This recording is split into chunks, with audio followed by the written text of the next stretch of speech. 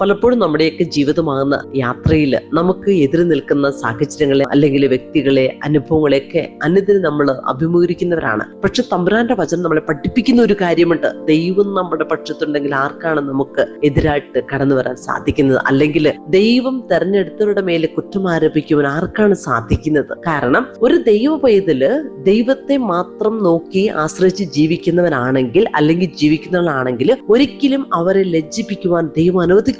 കാരണം മാറ്റമില്ലാത്ത തമ്പുരാന്റെ വചനം പഠിപ്പിക്കുന്ന ഒരു കാര്യമുണ്ട്. ദൈവത്തിന്റെ സ്നേഹത്തിൽ നിന്ന് ആർക്കാണ് നമ്മെ വേർപെടുത്താൻ പറ്റുന്നത്? ഒരുപക്ഷെ ക്ലേശമായിരിക്കാം, ദുരിതമായിരിക്കാം, പട്ടിണിയായിരിക്കാം, നഗ്നതയായിരിക്കാം, ആപത്തായിരിക്കാം, നഷ്ടപ്പെടലായിരിക്കാം, കണ്ണുനീര് താഴ്വരയായിരിക്കാം. പക്ഷേ ഉയരത്തിനോ അല്ലെങ്കിൽ ആഴത്തിനോ മറ്റേതെങ്കിലും സൃഷ്ടിക്കോ നമ്മുടെ കർത്താവായ യേശു ക്രിസ്തുവിനുള്ള ദൈവത്തിന്റെ സ്നേഹത്തിൽ നിന്ന് നമ്മെ വേർപെടുത്താൻ കഴിയുകയില്ല എന്ന് പൗലോസ്ലീഹ പറഞ്ഞിട്ടുണ്ടെങ്കിൽ നമുക്ക് ദൈവത്തെ നോക്കി യാത്ര ചെയ്യാം. ദൈവം ഒരിക്കലും നമ്മൾ തള്ളിക്കളയുന്നതിനല്ല, ചേർത്ത് പിടിക്കുന്നവൻ മാത്രമാണ്.